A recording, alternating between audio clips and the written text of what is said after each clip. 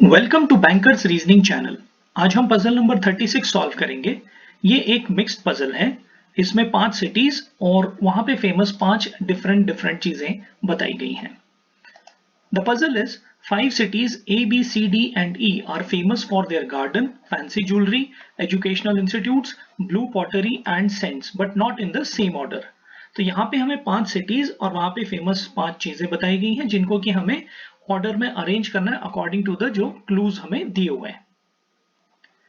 यहां पर जो क्लूज दिए हुए हैं इसको हमने जब सॉल्व करते हैं, ये मिक्स पजल में आपको ये ध्यान देना है कि जैसे हम पहले क्लूज लिखते हैं बाकी सीटिंग अरेंजमेंट में रो बेस्ड पजल में, वैसे यहां लिखने की जरूरत नहीं है।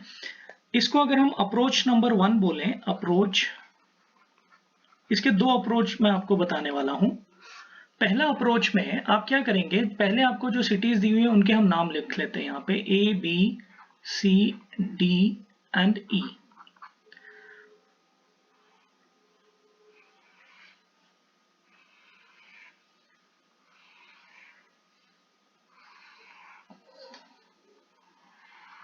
ओके, उसके बाद अब आप यहाँ पे वो चीजें लिखेंगे जो वो क्लू में बताता है। सबसे पहला जो है, हमें देखिए क्या बोला है, A and C neither have educational institute nor have gardens. तो A के पास क्या है, एजुकेशनल इंस्टीट्यूट नहीं है और गार्डन भी नहीं है। ठीक, ये नहीं है वाला। C के पास भी एजुकेशनल इंस्टीट्यूट नहीं है और गार्डन भी नहीं है। Okay okay. B and E are not famous for jewellery और ब्लू पॉटरी। तो B और E किसके लिए फेमस नहीं है, ज्वेलरी और पॉटरी के लिए फेमस नहीं है। तो यहां पे हमने इसको लिख दिया। E का भी हम लिख देते हैं सेम, ज्वेलरी और पॉटरी के लिए वो फेमस नहीं है। Okay, scents and jewellery have nothing to do with A। अब सेंट्स एंड ज्वेलरी, तो यहां पे ज्वेलरी भी नहीं आ रहा है और सेंट्स भी नहीं आ रहा है। ओके, अगर हम इस लाइन को ऐसे एक्सटेंड करें तो थोड़ा सा हम कर सकते हैं ताकि आपको इजी समझ आ जाए। उसके बाद कहता है D and E R not famous for garden and jewellery. तो डी एंड ई में गार्डन, यहां पर भी गार्डन नहीं होगा और ज्वेलरी भी नहीं होगी। तो ये सब नहीं है, नेगेटिव पूरे क्लूज दिए हुए, इनसे हम कैसे पॉजिटिव चीजें अपने लिए निकाल सकते हैं। D is not famous for educational institute, ये हो गया आपका। अब आप यहां पर देखिए हम कैसे इसको फाइंड आउट कर सकते हैं। चीजें कितनी है, 5 है अपने पास, garden, fancy jewellery, educational institute and blue pottery.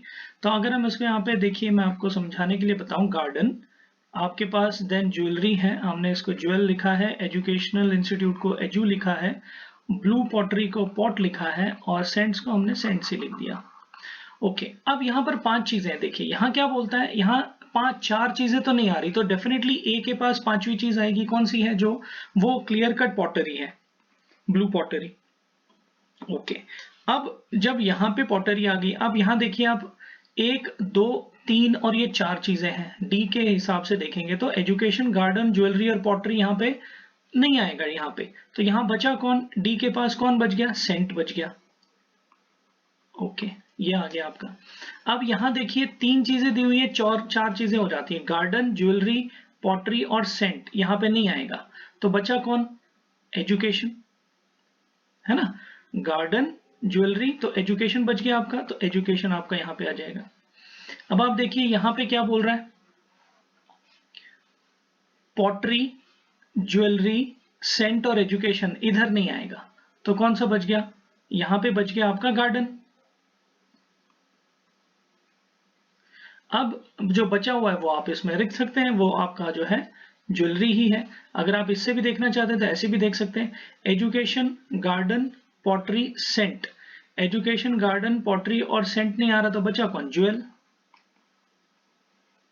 तो एक तो ये तरीका है जिसमें कि आपको ये लिखना पड़ेगा और इस तरीके से आप इसको कर सकते हैं।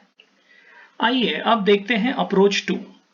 जब हम अप्रोच 2 की बात करते हैं तो ये भी आपको यूटिलाइज हो सकता है एग्जाम के दौरान।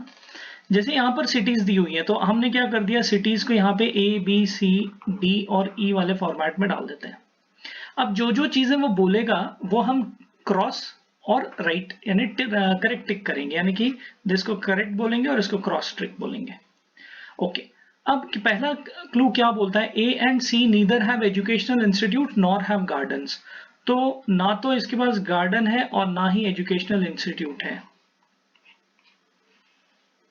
B and E are not famous for jewelry or blue pottery। तो ज्वेलरी और पॉटरी B और E के पास नहीं है। Scents and jewelry have nothing to do with A। Scent और jewellery nothing to do with A। D and E are not famous for garden and jewelry। तो garden भी नहीं है, ज्वेलरी भी नहीं है, गार्डन भी नहीं है, ज्वेलरी भी नहीं है। Okay, D is not famous for educational institute। अब आपका ये हो गया। इस तरीके से जब हमने इसको बॉक्सेस को फिल कर लिया, आपको ऑटोमेटिक पता चल गया कि एक के पास जो फेमस चीज है वो है पॉटरी। अच्छा, अब अगर ये पॉटरी आपको पता चल गई, इसमें तो पॉटरी और कहीं नहीं आने वाली, तो we can cross all these. Okay, जब आपने ये पूरे क्रॉस कर दिए तो आपको देखिए डी ऑटो मोड में पता चल रहा है कि सेंट है। ओके, जब डी सेंट का पता चल गया तो आपने बाकी को क्रॉस कर दिया। जब आपने बाकी क्रॉस किया तो आपको ऑटो मोड में पता चल रहा है कि ई के पास एजुकेशन है फेमस। ओके, जब ई के पास एजुकेशन फेमस है आपने किया, तो फिर सी के पास आपको पता चल गया कि ज्वेलरी है, और ए के पास आपको, बी के पास आपको पता चल गया कि यहां पर क्या है, गार्डन है। तो ये भी एक तरीका है जिससे कि आप ये बॉक्सेस को भर के ये वाली जो मिक्स पजल जिसमें कि आपको अरेंज करना होता है चीजें अकॉर्डिंग टू डिफरेंट वेरिएबल्स, तो मैचिंग डिफरेंट वेरिएबल्स बेसिकली हम इसको कह सकते हैं। तो मैच करने होते हैं डिफरेंट वेरिएबल्स को।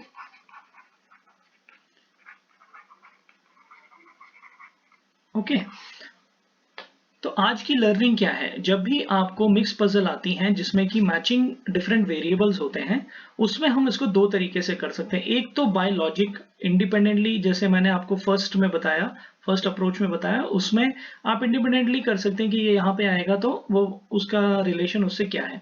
दूसरा ये वाला है, ये वाला थोड़ा फास्टर है उससे, जिसमें कि आपको अगर एक बार आपने क्लूज बिठा दिए तो आपको ऑटोमेटिक जो चीजें हैं वो पता चल जाती है। अब ये डिपेंड करता है कि आप कौन से क्लू को करना चाहते हैं, but I will recommend going through this type of approach to in the exam.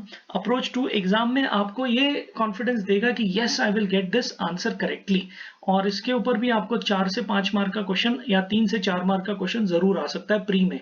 तो be ready for this kind of preparation, और इस चीज को आप को क्लियर समझ आना चाहिए कि जो है मुझे करना क्या है। तो मिक्स पजल में आपको दो तरीके हैं, एक तो आप बाय लॉजिक कर सकते हैं, दूसरा आप by this format box format लगा के क्लू को कैंसिल आउट कर सकते हैं, तो ऑटो मोड में आपको वहां के क्लूज मिल जाते हैं।